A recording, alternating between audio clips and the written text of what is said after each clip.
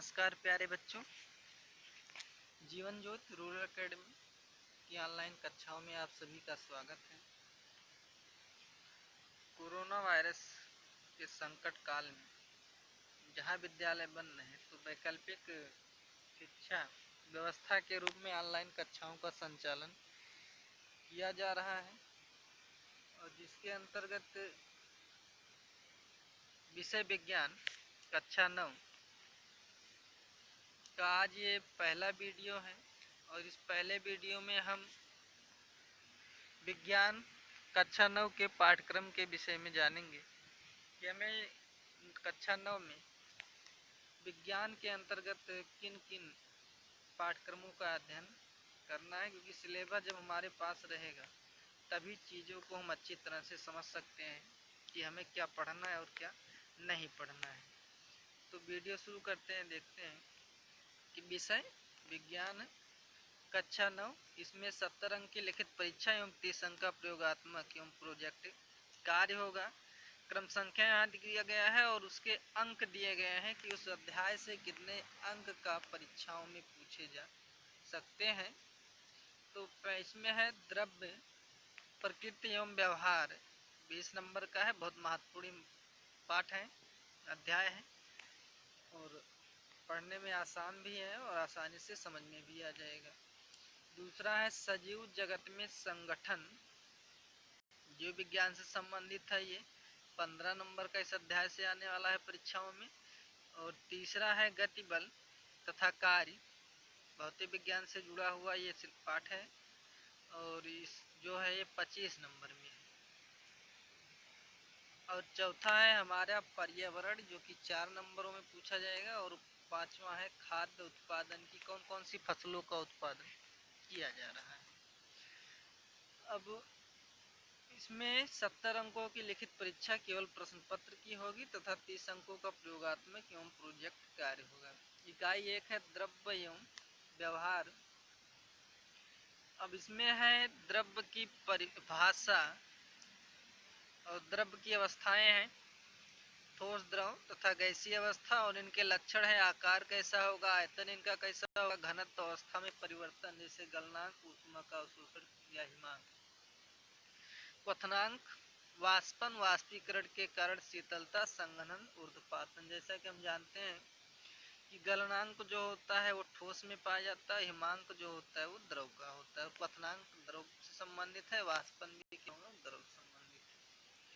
और आगे इसी में है द्रव्य की प्रकृति, इसमें तत्व पढ़ना है, एलिमेंट क्या होते हैं, यौगिक तथा मिश्रण, समांगी तथा विषमांगी मिश्रण, ये मिश्रण के ये 2 प्रकार हैं, कोलाइड तथा निलंबन, कण, प्रकृति आधारभूत इकाइयां, जैसे कण की जो छोटी इकाई होती है जैसे परमाणु एवं अणु, रासायनिक संयोजन के नियम, स्थिर अनुपात का नियम इसमें पढ़ना है, द्रव्यमान संरक्षण का नियम, परमाणु द्रव्यमान तथा आणविक द्रव्यमान, परमाणु की संरचना में है इलेक्ट्रॉन, प्रोटॉन तथा न्यूट्रॉन, और उसकी संयोजकता पढ़ना है, क्योंकि हम जानते हैं परमाणु जो है वो 3 कणों से मिलकर बनता है, इलेक्ट्रॉन, प्रोटॉन और न्यूट्रॉन। तो परमाणु की संरचना में हमें इलेक्ट्रॉन पढ़ना है, प्रोटॉन और न्यूट्रॉन।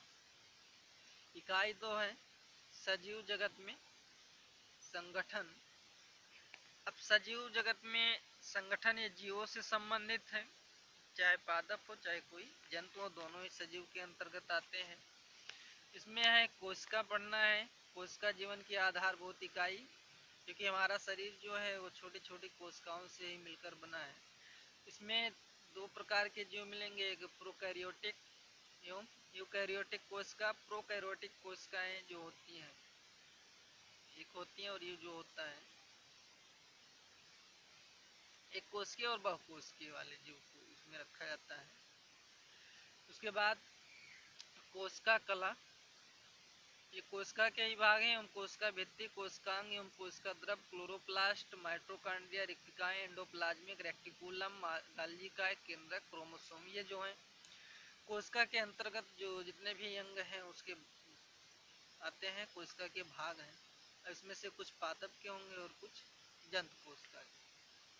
दूसरा अध्याय इसमें मिलेगा ऊतक, अंग, अंगतंत्र जीव। जैसे जानते हैं कि कई कोशिकाएं मिलकर ऊतक बनाती हैं और कई ऊतक एक अंग और फिर जब कई अंग आपस में मिलते हैं तो उससे अंग तंत्र का निर्माण होता है, और जब कई अंग तंत्र मिल जाते हैं तो एक पूरे जीव का ही निर्माण हो जाता है। इसमें पढ़ना है जंतु एवं वनस्पति ऊतक संरचना और इनके कार्य। जंतुओं में 4 प्रकार के ऊतक एपिथेलियमी, संयोजी, पेशी एवं तंत्रिका, इन चारों का अध्ययन करना है। और पादप के लिए विभज्योतकी एवं अस्थायी ऊतक वनस्पतियों से संबंधित है, इसका अध्ययन करना है। और तीसरा अध्याय इसी में है जीवों में विविधता, डाइवर्सिटी ऑफ एनिमल्स।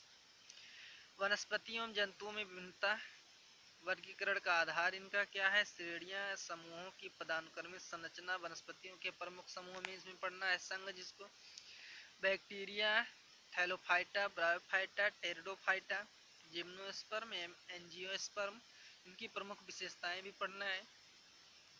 और जंतुओं के प्रमुख समूह में हमें पढ़ना है नॉन कार्डेटा संघ तथा कार्डेटा वर्ग तक पूरा पढ़ना है, मतलब जंतुओं का वर्गीकरण किसके संघ के अंतर्गत किया गया है पूरा डिटेल में हमें इसमें अध्ययन करना पड़ेगा। तो पाठ जो है अध्ययन की दृष्टि से महत्वपूर्ण भी है और बड़ा भी है, समय लगेगा इस पाठ को पढ़ाने में। इकाई 3 जो है ये भौतिक विज्ञान से संबंधित है, इससे जो प्रश्न पूछे जाएंगे परीक्षाओं में वो 25 अंक का होगा। और पहला अध्याय इसमें है गति। गति में क्या पढ़ना है, दूरी और विस्थापन। दूरी और विस्थापन आप लोग पहले से ही पढ़ते आ रहे हैं कि दूरी और विस्थापन ये गणित से संबंधित भी है तो वहाँ भी मिल जाता है। वेग है, एक सरल रेखा में एक समान और असमान गति है। त्वरण है, एक समान गति एवं एक समान त्वरित गति के लिए दूरी, समय तथा वेग समय ग्राफ निकालना है। और दूसरा अध्याय इसमें मिलेगा बल एवं न्यूटन का नियम है। अब बल क्या होता है एवं गति में संबंध दिखा जाएगा। न्यूटन के गति के नियम क्या है, क्रिया एवं प्रतिक्रिया का बल किस तरह कार्य करता है, वस्तु का जड़त्व क्या है, जड़ तथा द्रव्यमान में संबंध निकालना है, संवेग, बल एवं त्वरण ज्ञात करना है। और नीचे अगला पार्ट जो है वो गुरुत्वाकर्षण है, उसमें गुरुत्वाकर्षण पढ़ना है कि गुरुत्वाकर्षण क्या होता है और ये किस तरह कार्य करता है या किन पिंडों के बीच लगता है। और इसमें गुरुत्वाकर्षण का सार्वत्रिक नियतांक या नियम जो है इन्होंने दिया, जिसे गुरुत्वाकर्षण का नियम जो है न्यूटन ने दिया था, तो उस नियम को पढ़ेंगे कि किन तथ्यों पर वो नियम निर्भर करता है। और इसी में पृथ्वी का गुरुत्वीय बल सभी लोग जानते हैं कि जैसे कोई वृक्ष से फल टूट के गिरता है तो जमीन की ओर आता है। क्यों आता है, क्योंकि उस पर पृथ्वी जो है अपना बल लगाती है, इसीलिए उसको पृथ्वी का गुरुत्वीय बल कहते हैं। और उसके बाद प्लवन है, इसमें प्रणोद तथा दाब है। और आर्किमिडीज का सिद्धांत, और इसमें उत्प्लावन बल। आर्किमिडीज का सिद्धांत और उत्प्लावन बल जो है एक दूसरे से संबंधित है, क्योंकि कहीं कहीं आर्किमिडीज के सिद्धांत को ही उत्प्लावन बल के रूप में जाना जाता है। तो इसको जब अध्याय पढ़ाया जाएगा तो विस्तृत रूप से आपको अच्छे से समझाने का प्रयास किया जाएगा। आगे है इसी में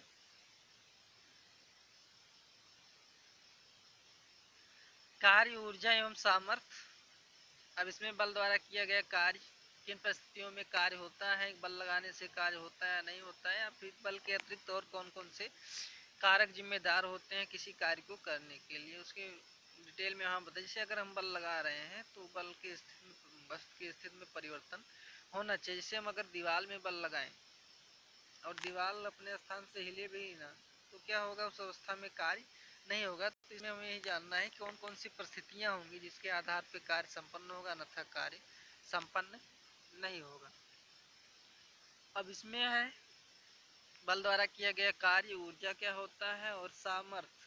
कार्य, ऊर्जा, सामर्थ्य तीनों एक दूसरे से संबंधित है, यही एक ही सिक्के के दो पहलू हैं, इसलिए इस अध्याय को एक साथ रखा गया है। कार्य क्या है, ऊर्जा क्या है और सामर्थ्य। क्योंकि जब हमारे अंदर ऊर्जा होगी तभी हम किसी कार्य को कर पाएंगे, और ऊर्जा के कारण ही व्यक्ति के अंदर वो सामर्थ्य आता है जिससे वो किसी कार्य को करने में सक्षम होता है। इसमें जो प्रमुख ऊर्जा पढ़नी है, गतिज एवं स्थितिज ऊर्जा पढ़ना है। और अगला अध्याय इसमें है ध्वनि। सभी लोग जानते हैं कि जो हम सुन रहे हैं, जो कुछ सुनते हैं वो ध्वनि होता है।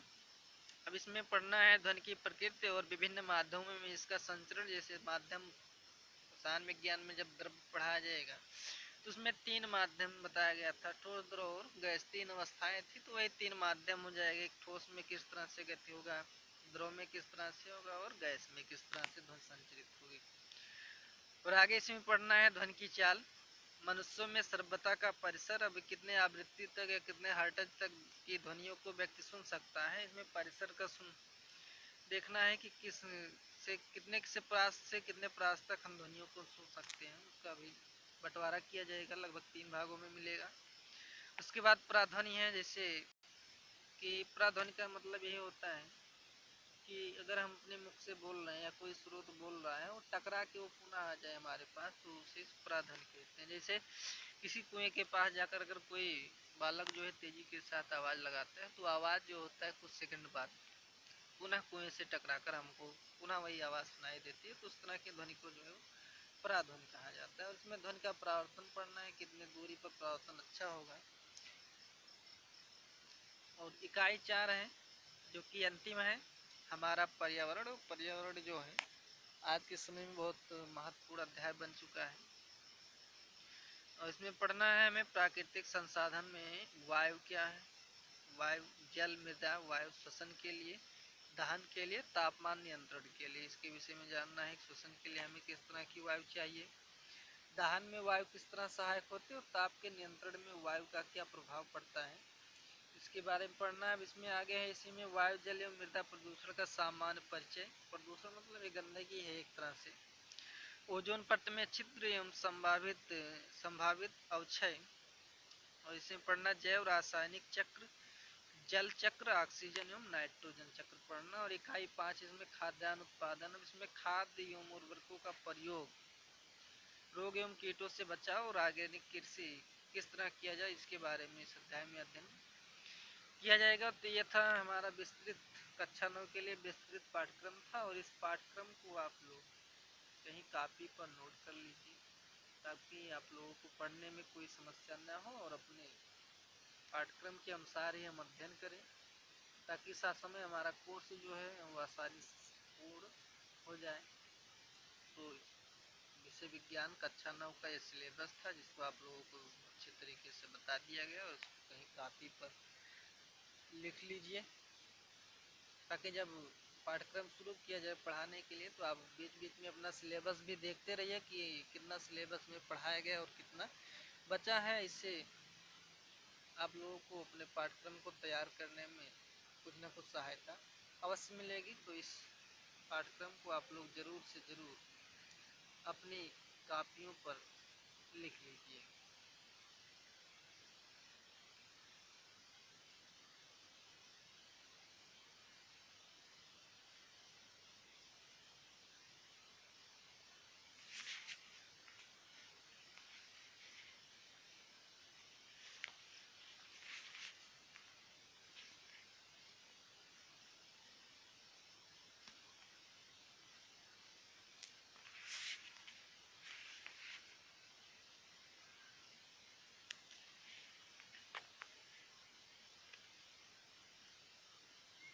तो मिलते हैं अगले वीडियो में फिर।